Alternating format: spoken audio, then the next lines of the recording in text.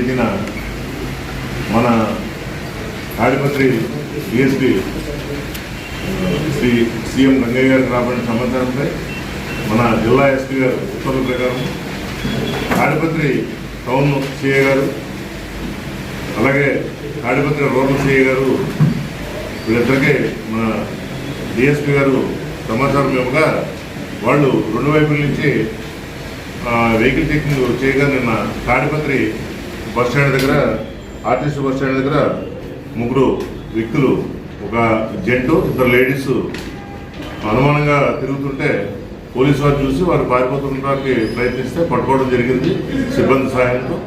వాళ్ళు చెక్ చేస్తే వాళ్ళ దగ్గర 1,31,35,750 రూపాయలు నగదు గుర్తించడం జరిగింది. దాని మీద వెరిఫై చేస్తే ఏ విధమైన దానికి సంబంధించి బిల్లు లేకపోయేసరికి వాళ్ళని కస్టడీలో తీసుకుని వాళ్ళ ఒక కేసు రిజిస్టర్ చేయడం జరిగింది.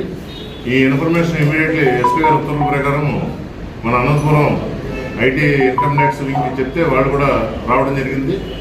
వాళ్ళ సహాయంతో వాళ్ళ ఆధ్వర్యంలో మన సిఐస్ వాళ్ళ ఇల్లు కూడా చెక్ చేస్తే ఇంట్లో ఏ విధమైన సొమ్ము దొరకనందున వీళ్ళ ముగ్గురిని మన అరెస్ట్ చేయడం జరిగింది.